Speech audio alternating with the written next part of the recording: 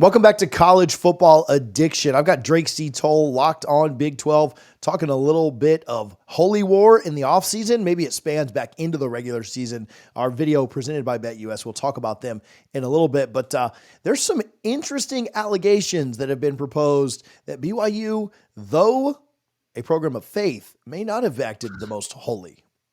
Yeah, TJ, it's very interesting you put it that way. And it's the case right now that a lot of Utah fans are dreaming, and that is that BYU is colluding somehow or tampering with the program and the Utes to bring in their players. Now, this comes from now multiple Utah players entering the transfer portal, committing to BYU out of the transfer portal, a couple guys who had dropped commitments to Utah to go to BYU who were coming off of mission as well. And the loud screams from Ute fans are very clear, and that is, this is some sort of tampering. This is not right. Or BYU has acted out of its culture and out of the NCAA bylaws. And what is crazy to me is it kind of starts from Kalani Sitake, the head coach of BYU, going up to a couple of players after the Utah game, shaking their hands, giving them a hug. Carson Ryan, I believe, was one of them. Kiana Tunavasa was another big defensive lineman coming from Utah to BYU. And you go back to the Holy War. The first two players who he gives a big hug to are those two guys. And now Utah fans think it's very interesting or very odd that they would be sought out by the head coach in the middle of the season, and now they commit to go over to BYU and not play for Utah anymore. And then a Rivals analyst comes on to Locked On Utes, actually, which is a very reputable podcast, a very good Utah podcast. And this wasn't the thought of the host, but the thought of his guest, saying that Utah, BYU are in a total skirmish because the Cougars are promising NIL money to recruits that they cannot deliver on. They're not giving that money. That was a direct quote, that the numbers weren't there, and they were flubbed by the Cougars in this recruiting battle. And so now when you have not just fans saying, oh, how fishy is it that the head coach is shaking hands with these two specific players and then they both commit to BYU, but also analysts, Rivals analysts, saying that BYU is doing something not fishy but completely illegal by promising NIL money, not delivering on that NIL money. And even the players themselves, their families have come out and said, this is not the case. It's kind of tough to understand. Are we dealing with a petty rivalry? Are we dealing with people who are just saying stuff because they're bitter, or actual recruiting violations from the standpoint of BYU? Because the allegations are that BYU is breaking NCAA bylaw. And if that's the case, then this is a very serious accusation coming from, again, not just fans, but also analysts. Yeah, it is interesting to me, and it is fun to me that the Holy War didn't just have to last 60 minutes. We will probably get 12 months of it, which is certainly great for us, and one of the better rivalries in sports, maybe one of the best in the conference. DJ, you've got kids. You know, it's like they're in the back seat, and they're screaming. And you're like, why are you screaming? There's nothing to be screaming about. We're in January. Everything's okay. We're not playing a football game against each other for a very long time. Can you just not scream for a second? But, oh, my gosh, when we talk about underrated rivalries in college football, this has got to be one of those.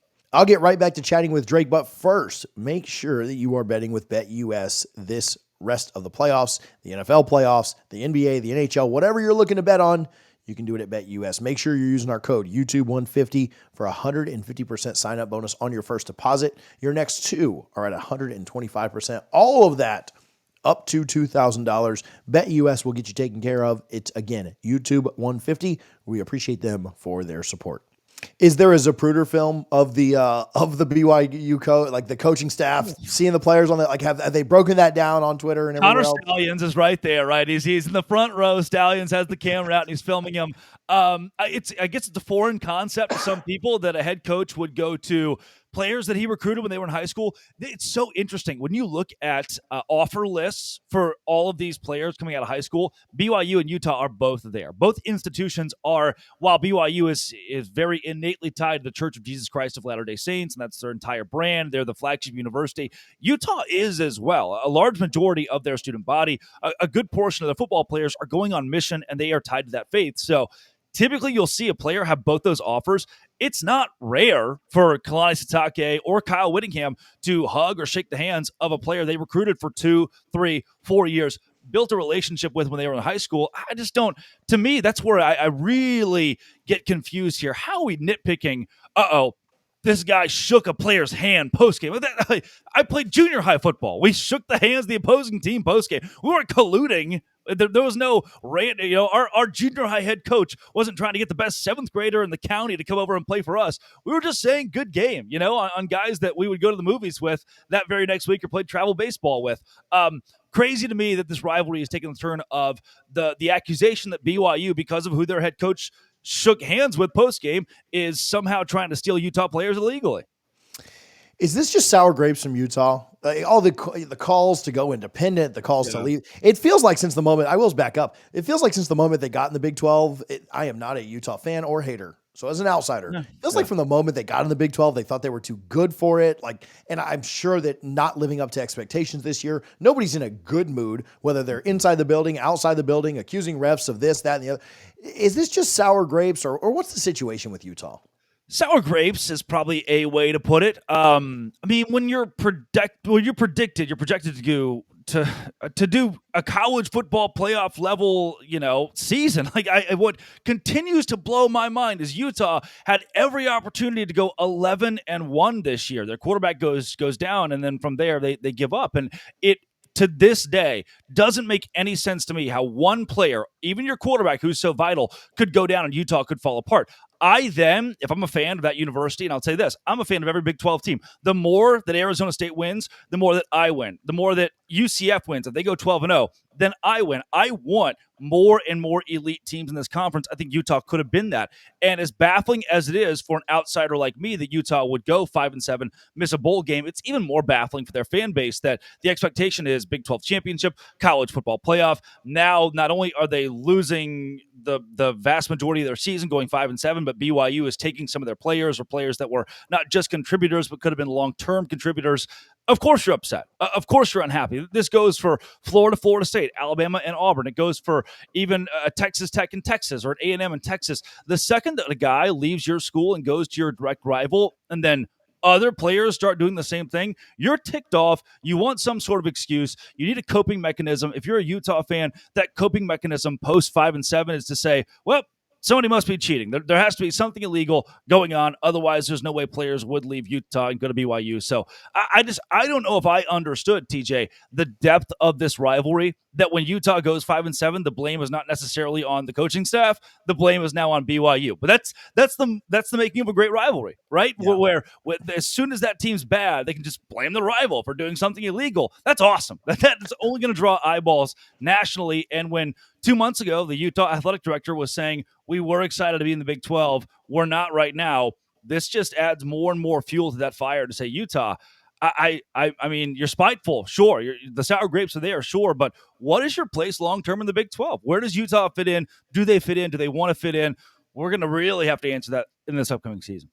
Yeah, you can blame fans. And I know that he walked those comments back. For your athletic director, though, I get being heated. I get heated. I understand it. Yep. As a dad of 3 little kids, I get it. But to say that from the podium, to say that and give that in a press, dude, just go punch a hole in the wall, right? Just do not, because I don't know. What's your take? Is Utah in the Big 12 in 5 years? Oh boy, you have another 8 minutes. What? There are the rumors. There are the Utah burner accounts to say that Utah should go independent and just pull a Notre Dame route. Utah is in the Big 12 in 5 years, and truly the biggest problem for Utah fans would hate to hear this, but it's the truth.